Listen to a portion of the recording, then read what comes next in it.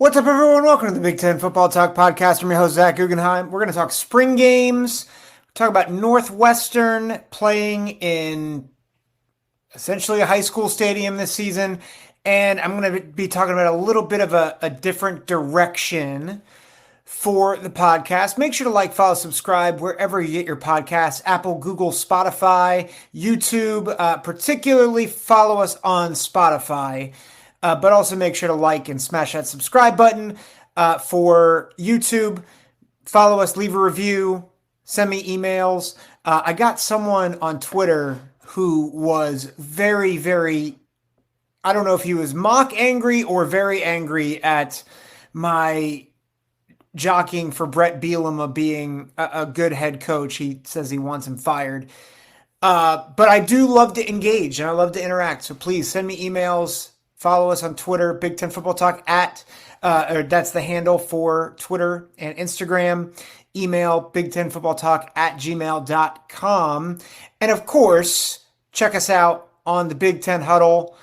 I should say the College Huddle, the Big Ten Huddle version. Tuesday nights, 9 p.m. Make sure to check us out.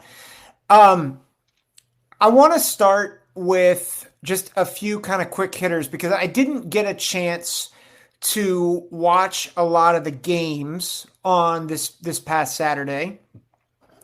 I'm doing a lot of reading, some cut-ups of the games and whatnot.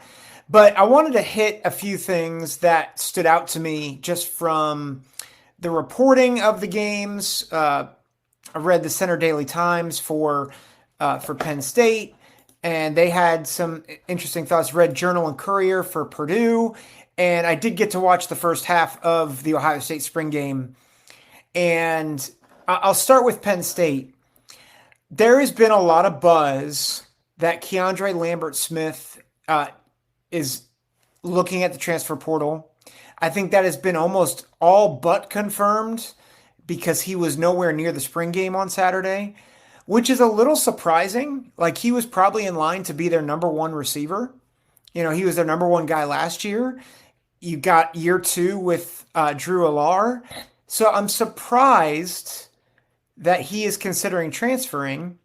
I know that you have Julian Fleming coming in, and I don't know how much he's going to take away. Caden Saunders saw a number of targets in the spring game. He's 6 in the first half. And so that, to me, signals that they have guys to kind of take the role from Keandre Lambert-Smith. And I'll be honest, I think Keandre Lambert-Smith was a decent receiver. I don't think he was great. I think you've heard me on this podcast say that the receiver room at Penn State, I thought, really limited their offense last year, as did the offensive play calling. Kotelnicki coming in is going to, I think, be a huge upgrade to that offensive staff.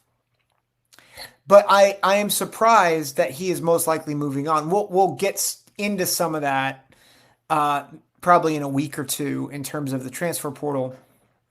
But in general, it seemed like there was a lot of buzz about Caden Saunders, and then Cam Wallace, who is the running back behind Nick Singleton and Katron Allen. Wallace showed a lot of athleticism, finished 7 carries with 36 yards. And honestly, like, that's, for a running back to flash in a spring game can be hard because typically your offensive line, you know, it hasn't gelled yet and whatnot. And so the fact that it seems like they have another running back in that rotation, particularly after Singleton slumped a bit this season, I think that really bodes well for Penn State and their offense. Drew Allar threw for over 200 yards. So, you know, again, for him, it's continuing to progress and getting him reps. So I think it was a good step forward for the Nittany Lions, at least based on what I'm reading. I want to move to Purdue, and I think Purdue, from at least what I'm reading, should be excited. Hudson Card was 11 of 17, 160 yards. Remember, their offense really struggled a year ago. And it looks like their offensive line is starting to gel. The special teams, really good. Ben Freehill and Ryan Shackelford. Ben Freehill, the kicker, was 3 for 3 on field goals, connecting from 45 yards on one of them. So that's again positive signs for the Boilermakers. We know that their defense, the safeties in particular, are a strength. Dylan Thieneman, really good player. But I think that the real story in this game is you had some guys step up in place of Deion Burks at wide receiver. Deion Burks no longer with the team. Hudson Card continuing to show some command in that offense, progressing, which again, Hudson Card came in as a highly touted guy into Texas, transferred to Purdue last year after getting beat out by Quinn Ewers for the Longhorns. But this is a good quarterback. And I continue to say this. If Purdue kind of figures out who they want to be and if they can kind of progress on the lines, this is a team that I think could be a surprise team in the conference next year, because honestly, I think Hudson Card might be one of the better quarterbacks in the league. I know there's a youth movement, like Dylan Raiola is coming in at Nebraska. You've got a lot of transfers. You've got, obviously Dylan Gabriel at Oregon. You've got other guys coming in at Washington and UCLA. Well, UCLA, they have the same guy. They have Miller Moss at USC. But I really do think that if Hudson Card continues to progress, that really bodes well for the Boilermakers. And if some of these playmakers kind of came, if they were able to kind of figure it out, they've got a good running back core. Devin Maccabee, again, really good player at the running back position, former walk-on. Again, I just think this could be a team that surprises. I'm not going to say that they're going to be in the top 5 of the Big Ten. I think it's going to be really hard with the way the conference is set up now. But I think they could surprise and get at least to bowl eligibility next season. I'll say this too.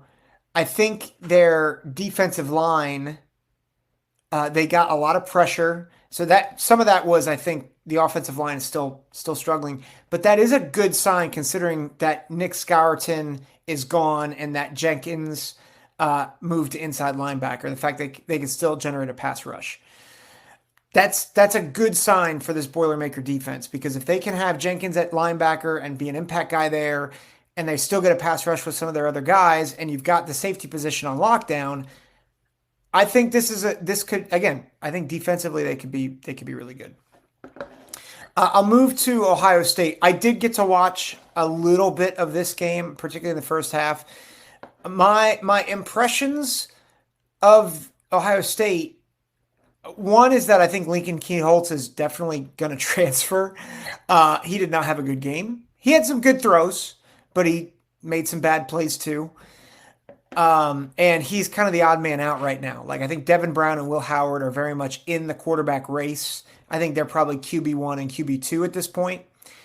I think Lincoln is kind of stuck. And I think the freshmen are freshmen. Julian Sayin, who I thought had some good moments in this game, threw a really bad pick. He's still adjusting to the speed of the game. So I think he'll be fine. I think he'll be better than fine. I think he'll be a really good player, but I don't think he's in position right now, at least, to compete for the starting position. It's really Devin Brown and Will Howard, I think, are the guys. I think a lot was made about the offensive line. I have not been an offensive line believer. Ryan Day even said afterwards he wants to go after an offensive lineman in the portal. I will say, though, I was more impressed with them than I expected. They went one-on-one, or 1v1, and I thought the offensive line had moments where they dominated in the run game. And, they opened some big holes for Judkins and for Henderson.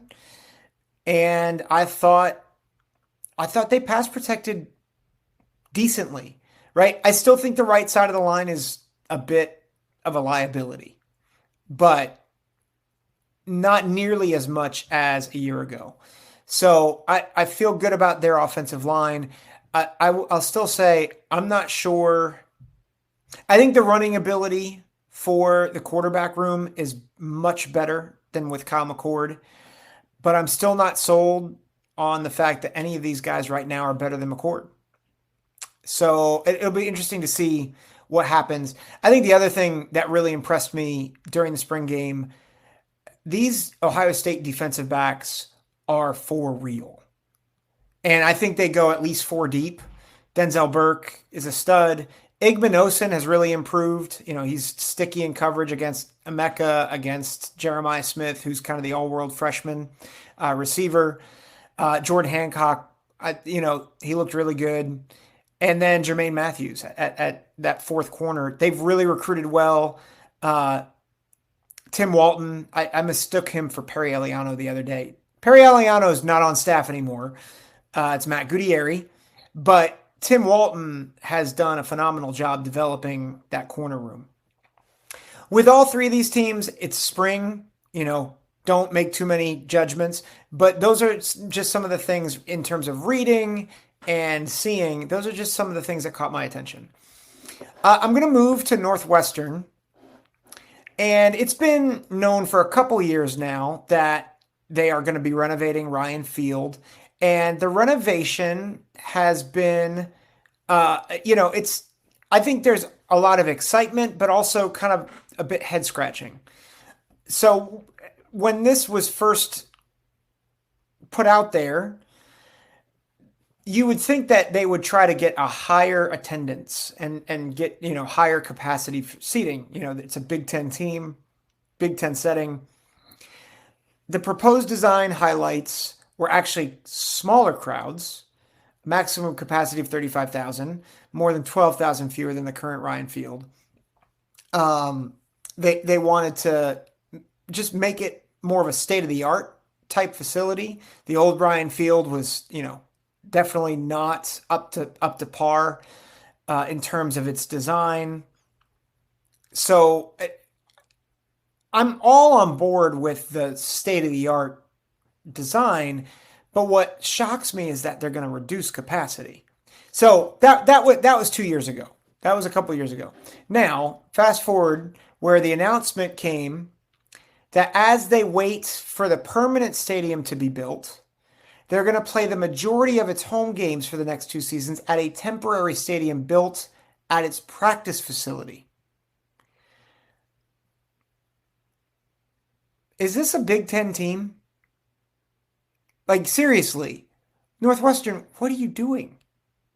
Now, I'll give them credit. They're talking with facilities like Wrigley Field to host teams. The one in particular they're talking about is Ohio State. They're going to maybe find other venues in the Chicago area. But what shocks me is that they did not have a plan in place 2 years out, knowing that they were going to renovate this stadium, to have a better plan than this. It's going to be, again, significantly smaller seating. And while it seems like it's just going to be non-conference teams as well as maybe 1 or 2 conference games, it's still maddening to me to think that you are a Big Ten team getting not getting NIL, but getting Big Ten money. And I don't know how many people, there's not a lot of numbers in terms of how many seats there are going to be. But I can't imagine like this being a good idea. Like, I get it. It's temporary. It's 2 years. But man, I don't understand it. It feels like to me like they don't know how to be a Big Ten program. At least in terms of their approach. And listen, I'm a Northwestern guy. I like Northwestern. You heard me on this podcast. I love David Braun. I think their resiliency over all the struggles this past year, one of the great stories in college football, right? Why on earth is this the plan? And I think it's, even though they're building Ryan Field, I think it's going to stunt recruiting. I think it slows momentum in a time where you can't really slow. Like you have 4 new teams coming into the conference. You're now no longer protected by only playing West teams with a couple of East teams sprinkled in. Like you're going to go through the gauntlet every year. And now you're going to this is what you're going to show recruits. I just think I think the next couple of years are going to be pretty hard, and it's going to be a pretty hard sell for David Braun, who is still learning how to be a major head coach. So I just don't understand why this is the plan. Maybe it works out. Maybe I'm speaking out of ignorance, but I just think it's a bad idea. So that's going to do it. Before I sign off, let me just give you a taste of where we're going, a little bit of where we're going. So you guys know that I am also a co-host over at the Big Ten Huddle, which is now part of the College Huddle network consortium. I don't know how the best way to describe it. It's kind of a network, kind of it's a network. We're just going to call it a network. And so it's my hope is as part of the Big Ten Huddle, that's going to be the main place where I do picks and predictions. But what I'm excited about, and I talked with Eric Boggs over at the OHIO podcast and JR over at the Big Ten Huddle, I think what we're going to start doing, and I'm excited to do this, is starting to bring some of the other podcasters from that network to talk about things like state of the program, best case, worst case. And my hope is that as we do that, as much as I like to have my finger on the pulse of everything Big Ten, you're going to get some inside information about hopefully every team in the Big Ten. Now, there's a few programs that we still don't have podcasts for, but my hope is that eventually you'll get to hear on the regular, once a week, an episode about the state of the program, about where they're at, and what to expect from them, and in season, like how they're doing. And then during the regular season, you'll hear predictions and recap over the Big Ten Huddle. And here you'll get to hear kind of the process of each podcaster and their program. So that's my hope. I hope you guys enjoy that. It is a little different, and we're trying things out, right? This is kind of the grand experiment. So I love your feedback, love your thoughts. I'm hoping to start next week. We'll see if I can get there. So we are going to close out the show. One thing I just asked, I mentioned a couple months ago that there's a medical issue in our family. If you are someone who prays, I would ask you, and it's what I've been praying to God and what I've been asking Jesus, is just pray that there's a surgery this Thursday. Pray that God's will be done. Pray that we would cast our anxieties on him, and that this family member would, there would be nothing remaining of the health issue, that the doctors would be skilled. So please pray for that. If you're not the praying type, thoughts are thankful, but I really particularly appreciate prayer, particularly on Thursday. So appreciate you all. Take care. God bless.